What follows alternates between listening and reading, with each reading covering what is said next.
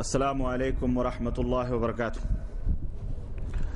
الحمد للہ نحمده ونستعینه ونستغفره ونؤمن به ونتوکل علیہ ونعوذ باللہ من شرور انفسنا ومن سیئات اعمالنا من يهده الله فلا مضل له ومن يضلله فلا هادي له واشهد ان لا اله الا الله واشهد ان محمدا عبده ورسوله اما بعد فان خير الحديث كتاب الله وخير الهدي هدي محمد صلى الله عليه وسلم وشر الأمور محدثاتها وكل محدثة بدعة وكل بدعة ضلالة وكل ضلالة في النار.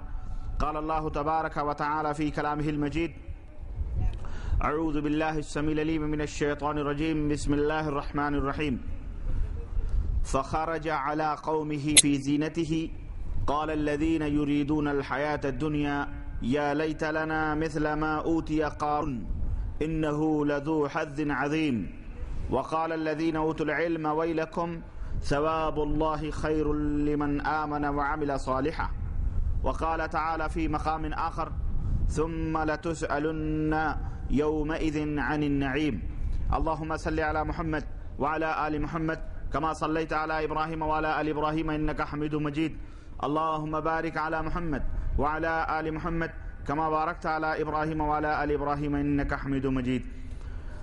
تمام قسم کی حمد و ثنا، کبریائی اور بڑائی اس خالق عز و جل کے لیے لائق و زیبہ ہے جس نے ہمیں اور آپ کو پیدا فرمایا، اور بیش بہا درود و سلام اس ذات مبارکہ مقدسہ پر جو ساری کائنات کے لیے رشد و ہدایت بنا کر کے بھیجے گئے. برادران اسلام، نوجوان دوستوں، بزرگوں اور بھائیوں اور ہماری اسلامی ماں اور بہنوں، آج انشاءاللہ تبارک و تعالی جیسا کہ آپ نے اعلان میں سنا ہے کہ آج کا موضوع سخن غریبی کا علاج اسلام کے اندر کیا ہے، انشاءاللہ اس کے تعلق سے کچھ باتیں ہوں گی. حضرات، امیری اور غریبی، تونگری اور فقیری یہ دھوپ چھاؤں کی طرح ہے، آتی اور جاتی. کل کو جو بادشاہ تھے آج فقیر بنے ہوئے ہیں، اور کل کے جو فقیر تھے آج وہ بادشاہ بنے ہوئے ہیں. یہ وقت اور حالات پر مبنی ہیں. اللہ عز و جل ہی کے ہاتھ میں روزیاں ہیں. جب وہ کسی کو چاہتا ہے تو امیر سے فقیر بنا دیتا ہے، اور اگر وہ چاہتا ہے تو فقیر سے امیر بنا دیتا ہے. اللہم مالک الملک تؤتی الملک من تشاء وتنزع الملک ممن تشاء وتعز من تشاء وتذل من تشاء بیدک الخیر. اللہ ہی مالک الملک ہے، بادشاہ ہے. وہ جس کو چاہے تخت عطا فرمائے اور جس کو چاہے تخت دار پر لٹکا دے، جس کو چاہے عزت و رفعت عطا فرمائے اور جس کو چاہے ذلت و رسوائی کے غار میں دفن کر دے. اللہ عز و جل ہی کے ہاتھ میں سب کچھ ہے. یہ دنیا چونکہ ایگزام ہال ہے، آزمائش کی جگہ ہے، یہاں ہمیں اور آپ کو پیدا کیا گیا ہے تاکہ اللہ ہمیں آزمائے. لیبلوکم ایکم احسن عملا، تاکہ تم میں سب سے بہترین عمل کرنے والا کون ہے. آزمائش گاہ ہے یہ دنیا. اللہ عز و جل کسی کو مال و دولت دے کر کے آزماتا ہے تو کسی کو فقیری دے کر کے آزماتا ہے، غریبی دے کر کے آزماتا ہے، غربت و افلاس اس کے اوپر مسلط کر کے اللہ آزماتا ہے. اس امتحان میں جو بندہ کامیاب ہو جاتا ہے، اللہ عز و جل کا وہی سب سے عزیز اور محبوب ترین بندہ ہو جاتا ہے. اور جو اللہ رب العزت کے اس امتحان میں فیل ہو جاتا ہے وہ نہایت ہی ذلیل اور نہایت ہی رسوا کن عذاب سے یہاں بھی دو چار ہوتا ہے، اور قیامت کے دن بھی وہ دو چار ہونے والا ہے.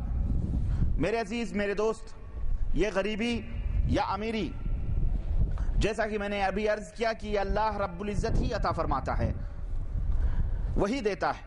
اس لیے بندے کو چاہیے کہ وہ اگر اللہ وحدہ لا شریک نے اسے مال و دولت سے نوازا ہے، اسے امیری عطا فرمائی ہے، اسے اللہ وحدہ لا شریک نے دولت عطا فرمائی ہے تو وہ اللہ کی راہ میں اللہ کے اس مال کو خرچ کرے، اللہ کے بندوں کو کا حق ہے اس کو وہ حقوق اللہ کے بندوں میں وہ تقسیم کرے دے، اور اپنے مال و دولت کے ذریعے اللہ کو راضی اور خوش کرے۔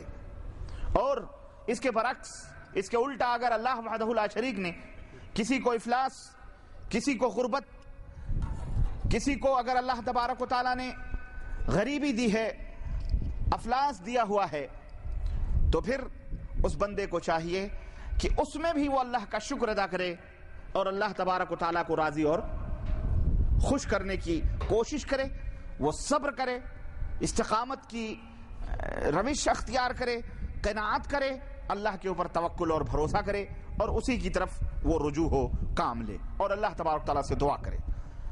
اللہ وحدہ لا شریک نے ارشاد فرمایا، من کان یرید العاجلۃ عجلنا لہ فیہا ما نشاء لمن نرید۔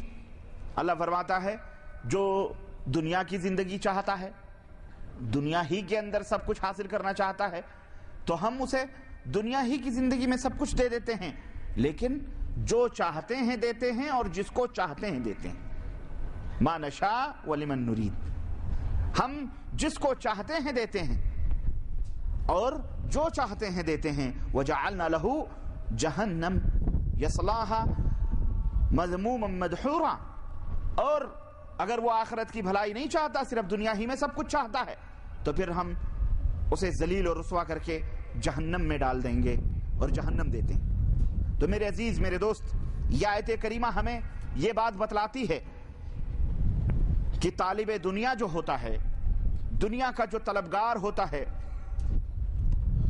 اس کو بھی دنیا کے اندر سب کچھ نہیں ملتا ہے، بلکہ اتنا ہی ملتا ہے جتنا اللہ تبارک تعالیٰ چاہتا ہے۔